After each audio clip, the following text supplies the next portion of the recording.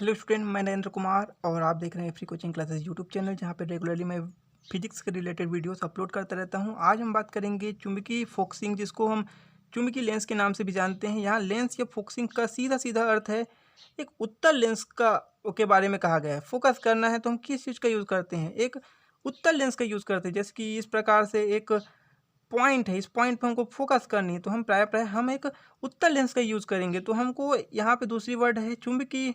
तो चुंबकीय मतलब एक कॉइल लगाना पड़ेगा। कॉइल के कारण क्या होगा, वो एक मैग्नेटिक फील्ड क्रिएट करेगा और उस मैग्नेटिक फील्ड के कारण हम उस वो जो पार्टिकल्स है उसको एक पर्दे पे, एक पॉइंट पे हम क्या करेंगे, फोकस करेंगे।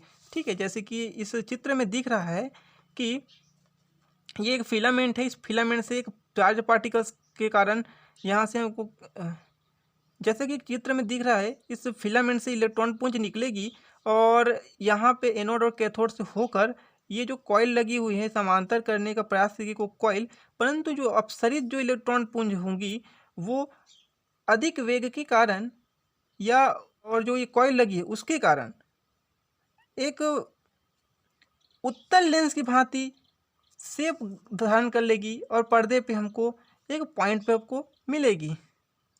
ठीक है, तो ऐसे में इसके दो वेग के जो घटक हैं हमको दो प्रकार से मिलेंगे। एक घटक मिलेगा इसके समांतर, एक घटक मिलेगा ये ऊर्ध्वाधर करने के लिए जो ये ले जा रहा है, ये वाला वेग यहाँ से यहाँ क्यों ले गया तो ये वेग मिलेगा। ठीक है, इस प्रकार से दो वेग मिलेंगे। तो पहला जो वेग मिलता है उसको वी कॉस थीटा नाम दे देते हैं क्योंकि वो समांतर घटक होता है। दूसरा जो घटक मिलता है उसको वी साइन थीटा दे देते हैं जो कि लंबवत है। इस प्रकार से आप दे सकते हो। इस प्रकार से ये एक्स और ये वाई यहाँ पे मूव कर रहा है तो ये वाला जो घटक आएगा वो हमेशा क्या होता है, कॉस होता है, और ये वाला घटक क्या होगा, इसके लंबवत है तो ये साइन थीटा का एंगल होगा। ठीक है, इस प्रकार से ये आया। अब ये दोनों डायरेक्शन में हमको क्या मिलेगा, एक बल भी मिलेगा जिसके कारण एक वेलोसिटी है। तो देखिए इस डायरेक्शन में, समांतर डायरेक्शन में हमको जो बल नहीं मिलेगा। ठीक है, और ये क्यों नहीं मिलेगा, क्योंकि यहाँ पे एक चुंबकीय क्षेत्र की ये क्या है, समांतर लगा हुआ है, इस वजह से हमको यहाँ पे नहीं मिलेगा। और जो लंबवत घटक है वहाँ पे हमको बल की वैल्यू मिलती है, वो मिलती है Q into V sine theta B. ठीक है, अब ये जो बल लगी है यही बल जो कण है उसको एक वृत्तीय मार्ग में चलने पर बाध्य करता है। क्योंकि जो चार्ज पार्टिकल वो एक वृत्तीय मार्ग में गति कर रहा है, अतएव वहाँ पे एक अभिकेंद्र बल का होना भी जरूरी है। तो देखिए वो अभिकेंद्र बल इस बल के बराबर होगा क्योंकि इसके अतिरिक्त उस पार्टिकल्स पे कोई अतिरिक्त बल लग नहीं रहा है। ठीक है, जो दोनों बल हैं वो वृत्तीय गति के कारण बराबर होने चाहिए। तो अभिकेंद्र बल निकाल लेते हैं, एम इंटू वेग क्या है भाई, तो वी साइन थीटा का स्क्वायर हो जाएगा, वेग के स्क्वायर इस वजह से, और डिवाइड बाई आर।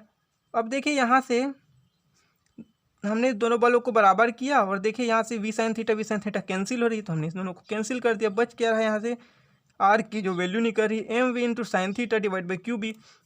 अब जो आर निकली वो क्या है, तो आर बड़ी इंटरेस्टिंग चीज़ है, बहुत काम की चीज़। ये जो आर है वो इस वृत्तीय मार्ग की क्या है, त्रिज्या है। ठीक है, इस प्रकार से ये त्रिज्या है, वो मिल रही है M V sine theta divide by Q B. और क्योंकि हमको त्रिज्या मिल चुकी है तो हम क्या निकाल सकते हैं, टाइम पीरियड निकाल सकते हैं। और टाइम पीरियड के लिए देखिएगा वो जो वृत्तीय मार्ग है उसका रन यहाँ से वो जो है केवल 2πr दूरी ही तय करेगी। तो चलिए टाइम पीरियड पहले निकाल लेते हैं। सो टाइम पीरियड हो जाएगा t is equal to 2πr divide by V sine theta. ठीक है, ये वेलोसिटी की डायरेक्शन है, ये सॉरी वेलोसिटी की वैल्यू है। अब देखिए हमने यहाँ पे r की वैल्यू को रख दी जो कि पिछले इक्वेशन में निकाले थे, उसको V sine theta divide by Q B. तो देखिए यहाँ से वी साइन थीटा कैंसिल हो रही है, बच क्या रहा है, t is equal to 2πm divide by Q B.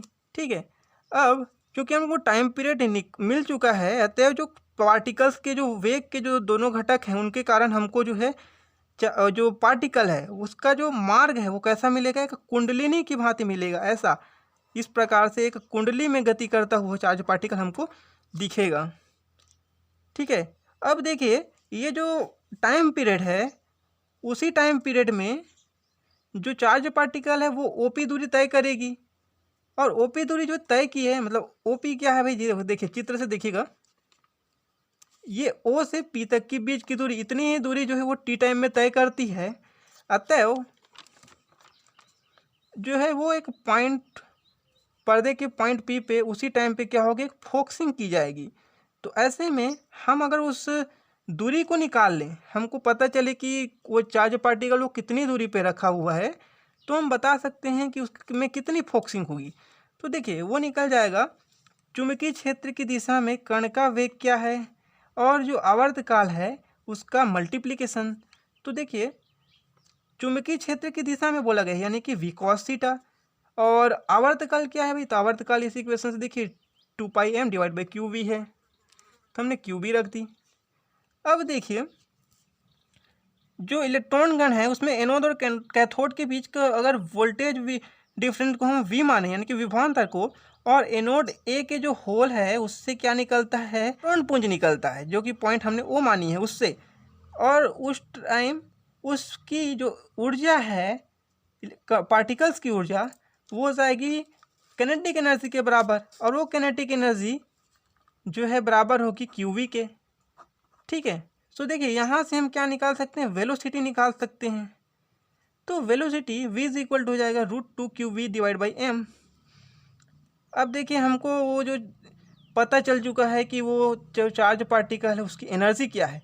अब उस v की वैल्यू को हम क्या कर रहे हैं, यहाँ पे रख रहे हैं इस इक्वेशंस में। तो जब हम इस इक्वेशंस में रख देंगे तो हमको ये जो इक्वेशंस 3 है वो इस प्रकार से मिलेगा, OP is equal to √2 divide by m cross 2m into pi divide by Q b cos theta.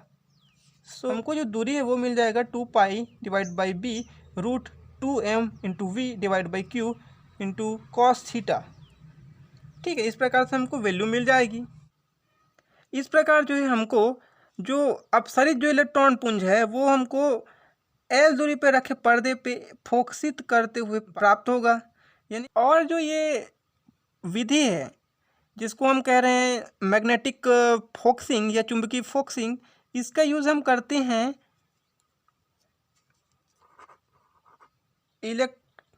Electronic, इसका यूज़ हम करते हैं इलेक्ट्रॉनिक माइक्रोस्कोप में हम इसका यूज़ करते हैं।